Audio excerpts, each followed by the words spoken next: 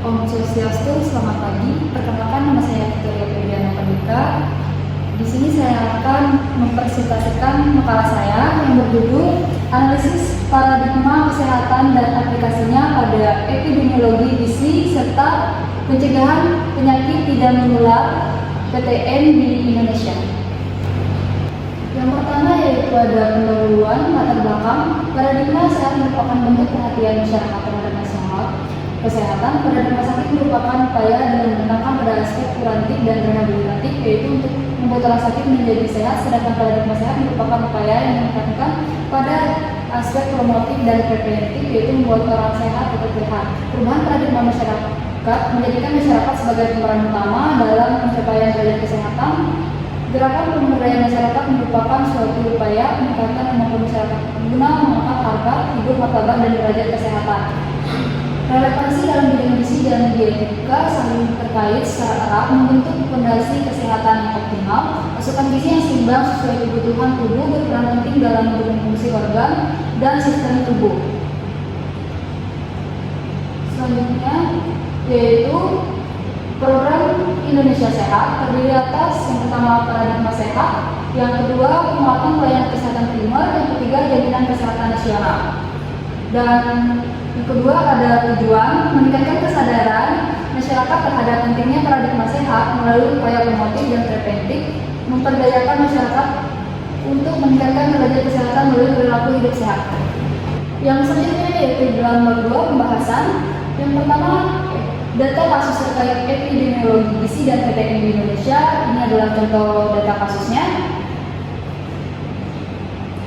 Selanjutnya, pembandingan pendekatan epidemiologi deskriptif dan analitik. Yang pertama, epidemiologi deskriptif. Pendekatan epidemiologi deskriptif pada data Dikesdas 2007 lebih rinci untuk struk, usia produktif, geografis, perkotaan dibanding pedesaan. Tetapi PTM lain disajikan dalam skala nasional dan pemecahan detail. Faktor risiko dijelaskan sebagai distribusi populasi umum, usia 15 tahun ke atas, tetapi langsung dikaitkan dengan masing-masing jenis PTM. Pendekatan ini berguna untuk memahami gambaran umum, tapi kurang dalam analisis mendalam pada subkelompok atau interaksi faktor risiko.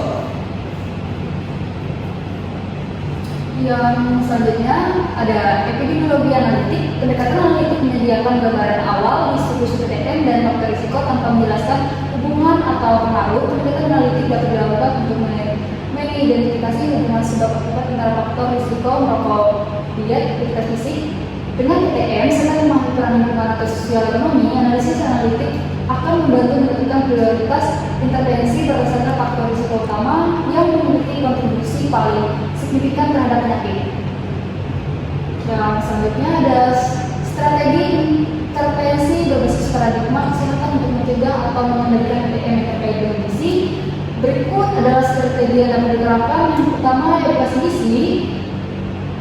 Kampanye pola makan sehat seperti isi piringku untuk meningkatkan konsumsi buah, sayur, dan makanan rendah gula, garam, serta lemak. Yang kedua, meningkatkan akses makanan bergizi, penyediaan bahan makanan serta sehat yang terjangkau melalui subsidi atau program distribusi untuk kelompok rentan. Yang ketiga, regulasi pembatasan kadar gula, garam, dan lemak dalam produk olahan serta penerapan label gizi pada kemasan. Yang keempat, promosi aktivitas fisik, fasilitas ruang publik untuk olahraga dan kampanye gaya hidup aktif. Yang kelima, deteksi dini dan screening, pemantauan berat badan, gula darah, dan tekanan darah secara berkala di layanan kesehatan. Yang keenam, ada pemberdayaan komunitas, pembuatan kebutuhan gizi dan keterlibatan masyarakat dalam promosi pola makan sehat.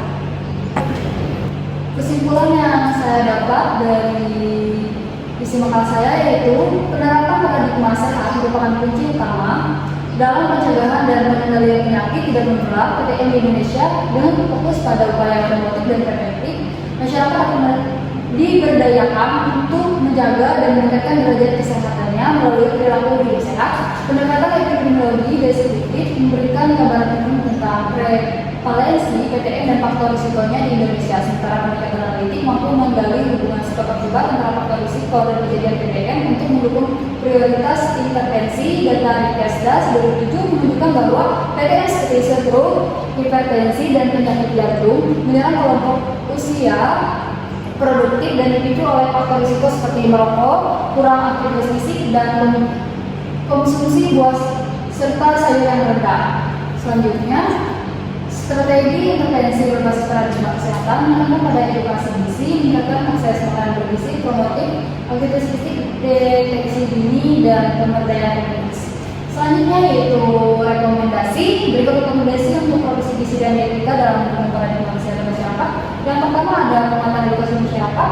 Yang kedua, aksesibilitas makanan bergizi. Yang ketiga, peraturan dan kebijakan gizi.